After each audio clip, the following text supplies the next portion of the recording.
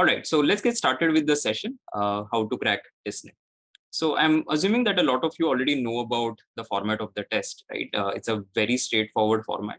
You don't have a lot of complexities the way you have in other exams. The marking scheme also is extremely straightforward. So there's nothing much complexity wise in terms of the entire test that is there. So when you look at TISSNET, firstly, you have the English proficiency section, right? That is 30 questions, +1 -0 is the marking scheme. There's no negative marking whatsoever. So English proficiency, 30 questions. Mathematical and logical reasoning is also 30 questions. And general awareness is 40 questions, right? So total 100 questions is what you have. The maximum marks is 100, of course. And there are no sectional cutoffs that you have for English and for mathematics section. There is sectional cutoff, however, for the general awareness section. So out of 40 questions, you need to get minimum 14 questions correct if you're a general EWS, KM, and AF category student. Then 12 marks is what it is for the other categories like OBC, NC, and PWD. And there will be no sectional cutoff if you're SC, ST student. Okay, so keep in mind as to what is your category, and then basis that your sectional cutoff gets decided for the general awareness section. But for the other two sections, which is English and math, there is no sectional cutoff. Now, when you look at the cutoff for the HRM program, because that is like the flagship program, so everybody wants to get into that program. Of course, there are other programs that are there. The School of Management currently offers 5 programs, and there are 2 self-financed out of those 5 programs that are there, right? So, of course, there are other programs as well in terms of entrepreneurship, in terms of social sciences, but mostly people want to get into the human resource management program. So those of your MBA aspirants, of course, would be looking at joining the MA in HRMLR program, which is the flagship one. The cutoff for that has been fluctuating last few years. If you look at last 4 years, the cutoff has been in the range of 67 to 75. Last year, maybe because I think the GK was a little difficult or the math was a little difficult, the cutoff was slightly on the lower side. So if the TISSNET 2023 comes out to be similar to what it used to be earlier, the cutoff can go as high as say 75. But if it comes similar to what it was last year, the cutoff could be somewhere around 67-ish, right? So what we can safely say, right, that if you aim for 70 plus, generally that is a good starting point. So in whatever mocks that I take, let me try to get to a score of 70. And in the session, we'll talk about how do you get there, right? So what sort of combinations you look for to get to say a score of 70 or higher. I got a few questions, so I will answer those when we go to those individual sections. And the mock test for TISSNET are already available in your dashboard. We are also uploading the last year paper in the dashboard right now, so you will be able to access it in a few days. But there are 5 mocks that are already available in the IMS dashboard. You need to go to the, when you log into IMS, go to the ADMAT section. And within ADMAT, you will be able to access the 5 mocks of TISSNET that you have. And 5 mocks is sufficient. You're not going to need more practice than that for a test like TISSNET. Okay. So let's now talk about the individual sections. Okay. So we'll first start with the English proficiency section. Now, in this section, I have put last 2 years data as to what happened. And you will see that out of 30 questions that you have, 1/3 of the paper is going to be reading comprehension. Generally, it is very straightforward. In whatever TISSNETs have appeared for, I have found the VRC section to be extremely straightforward because you have only 2 RCs, right? And RCs are not very dense to read the way you would have on, say, a CAT or a ZAT. Very, very straightforward to read. The content is fairly accessible.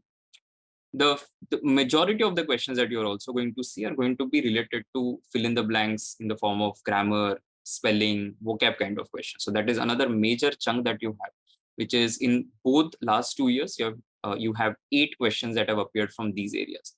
So fill in the blanks kind of questions. And they have also asked single fill in the blanks and double fill in the blanks. Doesn't really make it more difficult just because there are 2 fill in the blanks. Okay, so it's not that single blanks are easy, 2 blanks are difficult. They are easy to moderate, you can say. If you know your grammar and vocab, I think you will find it very easy to solve. Then standalone grammar question, so which is spotting the error. So underlined part of the sentence, you have to figure out which part has errors. That is 4 questions. Last 2 years, same number of questions. Then synonyms, antonyms, odd one, again vocab related question. So the entire grammar and vocab piece, if you actually look at it, it's almost 15 to 16 questions. So 50% of your VRC is coming from things that are related to grammar and vocab. So that is why it will make sense if you spend the next 25 odd days that you have on understanding these grammar rules better, doing a lot of vocab practice because you have ample material. Maybe you're not used that material when you prepared for other exams, or you had done some of it was not done. So make sure that you go through all those words, the word list that have been given to you, synonym, antonym kind of questions, and of course the grammar rules that are there. Parajumbles, 2 or 3 parajumbles have appeared in the past. Don't really see things changing too much this year as well. And critical reasoning, 2 questions. Now, critical reasoning can be anything. It could be assumptions, inference, conclusion, and so on and so forth, right? So strengthening argument, weakening argument. There's no particular thing that, okay, only this will be asked. Okay, but rest of it, the composition has been this in the last 2 years. Now, what is the suggested time for this? I would say if you look at 30 questions, you should not take more than 30 minutes. Right? So my standard recommendation for a VRC section on TISSNET is not taking more than 30 minutes on, right? I mean, it doesn't even make sense. So if you're spending, let's say 40 minutes or 50 minutes, that's way too much for the VRC. Okay. You will have to spend more time on the mathematics and logic section because that will be more time consuming, obviously. But English, because it is just you read a question for a lot of grammar and vocab question, either you know it or you don't, right? So there's no point spending a lot of time. However, what I've also found is sometimes you might get stuck on a question, or you might think that I am not very sure at this point of time whether this is the answer or not. So what you can do is you can leave those questions in your first round and maybe come back to them later. Because generally, I have not seen people saying that I could not finish my paper. People are able to complete it, but people often make mistakes, and that is why the scores could be on the lower side. So what you can do is you can do it in rounds. So let's say there is my first round on the VRC section for about 20 minutes. I solve everything that I can. And let's say in the process, I've been able to do, say, 23, 24 questions, right? And there are some 6, 7 questions where I think, oh, I'm not sure. Maybe the passage is a little dense to read, etc. I'm going to come back to them later. So you can always use another 10 minutes in your second round and come back and solve those questions. Okay, so it's not that you have to sit and do the entire VRC in the first 30 minutes or so. Okay, it completely depends as to how you want to solve your paper. All right, let's move ahead. Let's now talk about the sort of the not very difficult, but something that a lot of people might find difficult section, which is the mathematical and logical reasoning. Here also, the distribution has fluctuated in the last 2 years, but you will still see that it gets dominated by generally arithmetic.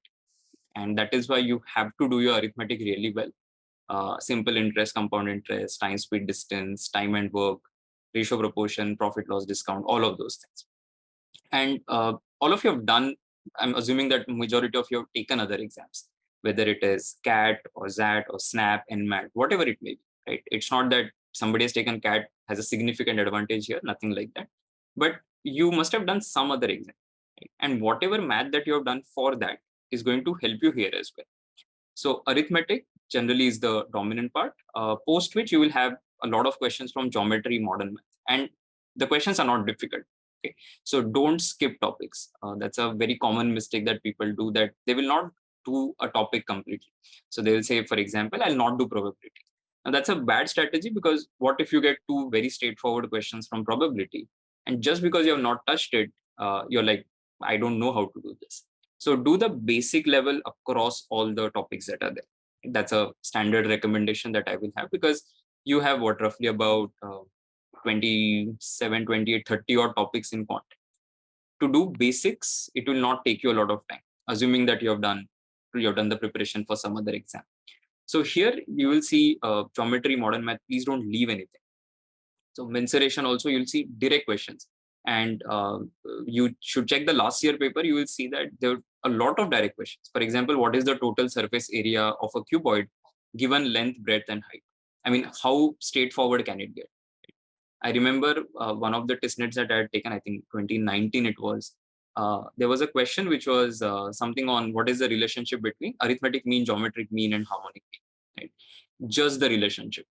And all of these are covered in your fundamentals. So if you know your basics well, you should be able to sail through the mathematics and logical reasoning section of the TISSNET. Algebra, last year there were no direct questions on algebra, though in the past they've asked that. Linear equations, quadratic equations, numbers, direct question, very limited. One or two questions is what you might come across. Data interpretation, however, you will see maybe two sets, okay, one or two sets, not very calculation intense. Okay, so if you know your percentages properly, your ratios properly, you should be able to solve these DI sets. So those of you who have maybe bad memories from your CAT preparation of data interpretation, don't worry, you're not going to face anything like that on this. So generally very direct questions, and you should be able to solve them nicely. Okay, so though there is no calculator, you will be able to calculate whatever questions are thrown at you in the DI section of TISSNET. Okay. Last year there were two sets of 3 questions each, and not very complicated. Logical reasoning, 2 or 3 questions again in the last 2 years, so not too much to talk there. But there was a question on directions. I wrote separately was it was there in 21, didn't come in 22. Okay. So here I would say directions and series you should definitely do. Clocks and calendars, which I didn't speak about, though I've written it in arithmetic. It's better that you do it, okay, because these are not very difficult to crack.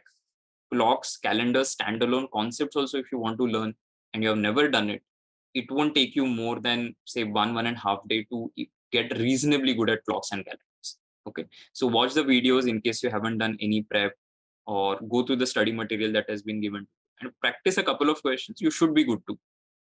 Okay, so generally not going to be very, very intense here. Okay, so that is the breakup of mathematical and logical reasoning section. Time distribution wise, I would say 40 minutes, 45 minutes is what you should keep aside for this. Because there'll be, you want to have high accuracy, that's one. And quant tends to have high accuracy also, because if you solve something and you get some random answer and you don't see it in options, you know that you're gone wrong. So that way it's a little better section, I would say, than something like say an RC where the options might be very close, or GK where everything might seem something that is very close by.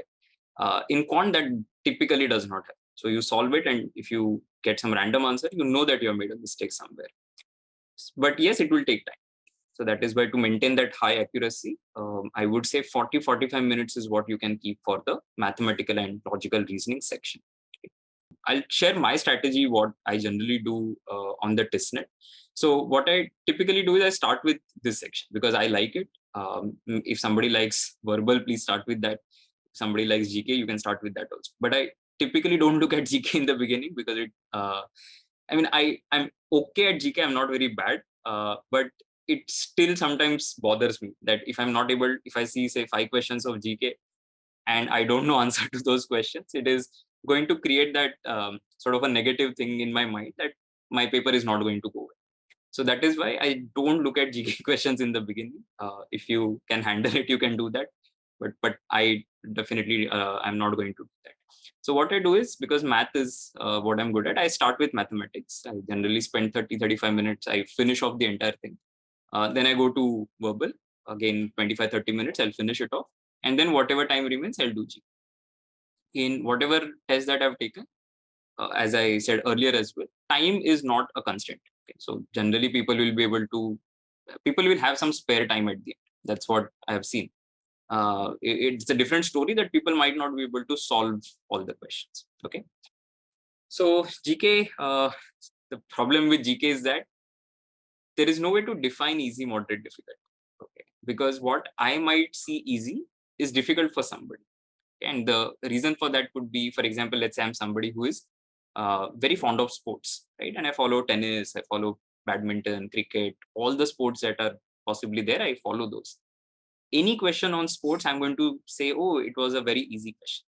But for somebody else who does not follow sport, it's a difficult question. That is why I have not shared that classification of easy, moderate, difficult here. I've just given you a broad split of what happened in the last 2 years. Now, this is a mix of static and current affairs.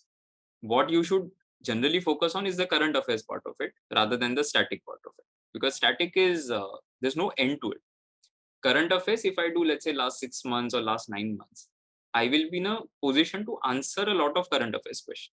But even if I do a lot of static, beyond a point, I don't know. I mean, I'll not be able to prepare for it. Okay. Whatever is exhaustive, I can prepare for that. For example, countries and stock exchanges, very easy thing to prepare. Or countries and major rivers, countries and major peaks in those countries. Okay. Then some countries and their capitals. A lot of those things can be prepared. But then you will still find some arbitrary question from static GK, which you have not heard of. That is why important to focus on current affairs. Okay, it has a higher return on investment, you can call it that way. 2020 split in 21 basically refers to how the 40 questions were split. So if you look at last year, almost equal split between static GK questions and current affairs questions. If you look at last year, 12 questions on static GK, 28 questions on current affairs, which clearly tells you that if you do your current affairs properly, let's say last 6 months, 9 months, whatever you can, you will be in a position to answer a lot of questions. And that is the aim that you should have. In 2022, 32 questions were from national affairs. So they're basically asking a lot of questions related to India rather than asking a lot of international questions. There were 5 questions on international affairs, and the remaining were sort of a miscellaneous topics like economics and environment and all of that. And GK definitely is a differentiator on this, because the previous 2 sections that we spoke about, they are not very difficult. And all of you, once you take the test or you see the last year paper, you will realize that quant and verbal is not the issue. The issue is GK. So if you're good at GK, you will typically do very well on the test. If you're not good at GK, you're going to struggle. Okay, so that is why make an effort in the next 25 days to work on your GK. And for a lot of you, the exams are done now. Most of the exams. The only thing that is remaining is CMAT and CET and TISSNET, of course. Some of you might be having calls from other colleges, right, for your interviews as well. So anyway, you are reading, right? You are preparing your current affairs for those interviews. So it's just an extension of that. And that is why use this as an opportunity to do last 6 to 9 months of current affairs. I think you should be good to go with that. Okay. And with static GK, see, whatever quizzes that you have on your dashboard, in your IMS dashboard under GK zone, you take a lot of those quizzes. It will definitely add to your knowledge. Whether you will get questions of that or not, nobody knows. I remember, I don't know which test it was. One of the tests, there was a question on how many nations participated in Miss World competition. And honestly, it's a very random question to ask, because I might know who the Miss World was of that particular year. And that's a good question to ask. Or who was the last person from India who became Miss World? That's still a good question to ask. But asking how many nations exactly participated in Miss World of a particular year, in my opinion, not the best question to ask. But yeah, I mean, that's what it is. So you're going to see a lot of these random questions for which you might not even be able to prepare. That's okay. Our job is to not get, say, 40 on 14 GK. If it happens, fantastic. But very rarely I've come across people scoring more than 25, 26 on this section. Okay. So how people increase their score is they do well in the first 2 sections, and GK, whatever they can clear, first of all, clear the cutoffs, and then whatever you can do it. Anyway, there's no negative marking, so make sure that you mark everything. All right. So let's now talk about the strategy. So I've spoken a little bit, I've covered bits and pieces here and there, but then let's now talk about strategy in a very in a systematic manner. So play according to your strengths and start with your best section.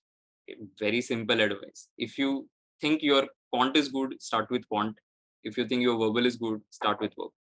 Time allocation, I will speak about it, but then start with the best section that you have. In terms of difficulty, there are no major changes as such, right?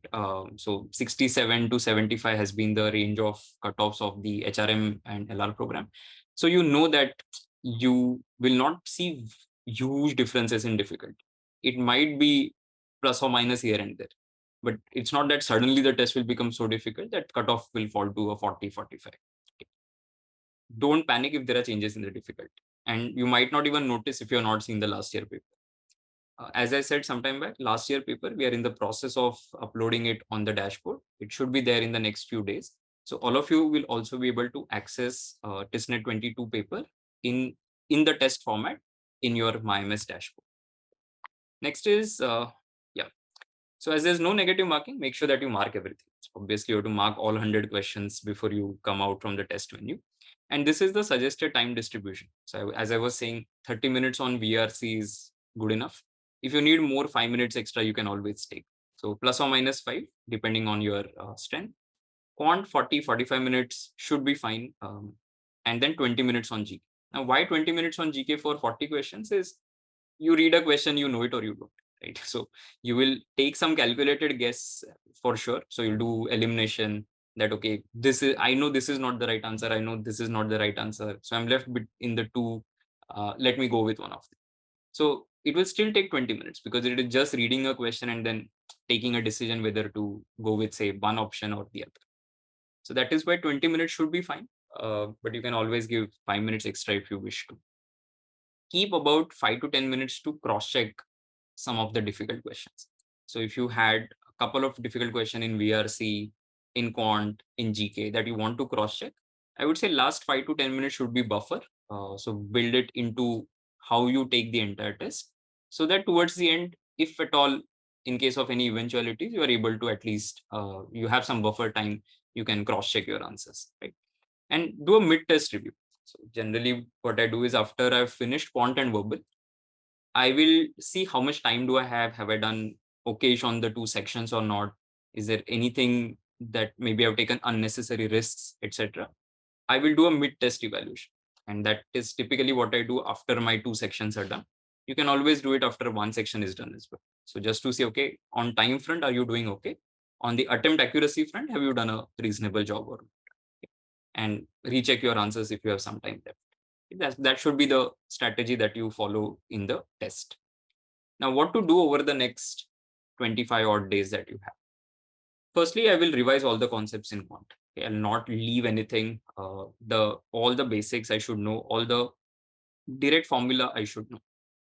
It should not happen that you go for the test and you don't know how to calculate, say, total surface area of a cuboid. Right? That's not the position in which you want to be.